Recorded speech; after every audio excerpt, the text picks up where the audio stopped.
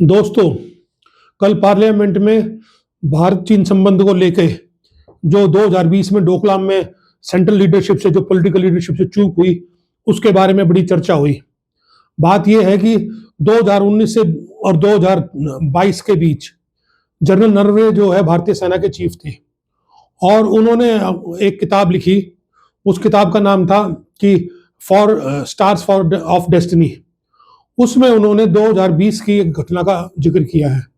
हुआ यह था कि 2020 में अगस्त 2020 में जो चीनी बॉर्डर है डोकलाम में लेह की तरफ, वहां पर जो है 4 टैंक और चाइनीज इन्फेंट्री भारत की सीमा की तरफ बढ़ने लगी और वहां के जो लेफ्टिनेंट जनरल थे ईस्टर्न कमांड के, उन्होंने नॉर्दर्न कमांड के सॉरी उन्होंने इवन उस टाइम के जनरल को इमीडिएट फोन किया कि 4 टैंक और फौज हमारी तरफ बढ़ रही है। और जनरल नरवणे ने इमीडिएट जो है अपने हाई कमांड से इजाजत मांगी। उन्होंने ताबड़तोड़ जनरल सीडीएस को फोन किया, डिफेंस मिनिस्टर राजनाथ सिंह को फोन किया, जयशंकर को फोन किया जो विदेश मंत्री थे, और एनएसए जो है अजीत डोभाल को फोन किया। और वो लगातार घंटा भर फोन करते रहे और उनको कोई जवाब नहीं मिला। कि वो नरवणे कह रहे थे मुझे स्पष्ट आदेश चाहिए कि मुझे क्या करना है, मुझे फौज को और रिएक्ट करना है, रिस्पॉन्ड करना है, या वहीं डटे रहना है या पीछे हटना है। पर पॉलिटिकल लीडरशिप ने कोई जवाब नहीं दिया। और जब 10:30 बजे आखिर हार कर जब नरवणे को फोन नहीं मिला तो फिर डिफेंस मिनिस्टर को फोन किया, तो डिफेंस मिनिस्टर ने 10:30 बजे भी स्पष्ट जवाब नहीं दिया। उनको कहा कि जो उचित लगे वो करो। तो उस बात का जिक्र किया।